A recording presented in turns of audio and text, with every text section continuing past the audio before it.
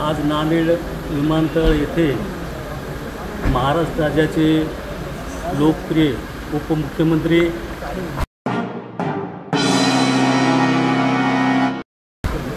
तथा अर्थमंत्री आदरणीय अजितदादा पवार साहेब आले असता नांदेड जिल्ह्याच्या राष्ट्रवादी काँग्रेस पार्टीच्या वतीने त्यांना आम्ही एक निवेदन दिलेलं आहे। आदरणीय दादा हे उदगीरला जनसंवाद यात्रेमध्ये आले असताना त्या ठिकाणी भाषण करताना म्हणाले होते, संजय हा माझ्या परीक्षेत उत्तीर्ण झालेला आहे, नुसता उत्तीर्ण नाही तर डोमेस्टिक आलेला आहे। तुम्ही पुन्हा एकदा त्यांना आशीर्वाद द्या, मी त्यांना मोठी जबाबदारी देणार आहे। या दादांच्या भाषणामुळे उदगीर व जळकोट मतदारसंघातील तमाम मतदार बंधू भगिनींनी प्रचंड मताधिक्यांनी संजय बनसोडे यांना निवडून दिलेलं आहे। 93,000च्या लीडने संजय बनसोडे निवडून आलेले आहेत। संजय बनसोडे साहेब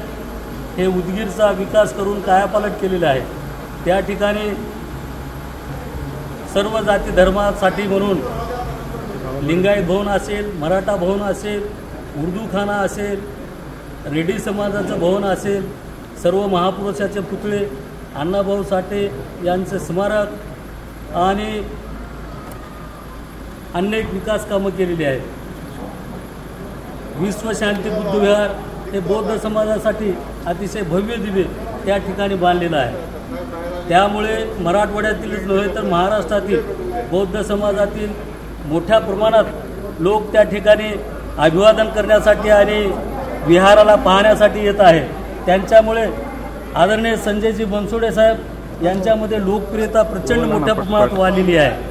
म्हणून दादांना माझी नम्र विनंती या ठिकाणी राहणार आहे, आपण बोललं तसं चालता आपला वादा हा पक्का असतो। दादा, आपण उदगीरला भाषणात जे म्हणालात की मोठी जबाबदारी मी संजयला देणार आहे, तर नक्कीच आपण त्यांचं राजकीय पुनर्वसन करावं, त्यांना मंत्रिपदी नियुक्ती करून तमाम महाराष्ट्रातील बौद्ध समाज, मागासवर्गीय दलित समाजाला न्याय द्यावा, एवढीच ह्या ठिकाणी मी नम्र विनंती करतो।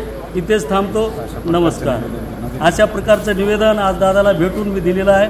नक्कीच त्याच्यावरती विचार करतील असा तमाम आंबेडकरी समाजामध्ये विश्वास आहे। एवढंच बोलतो, इथेच थांबतो। नमस्कार।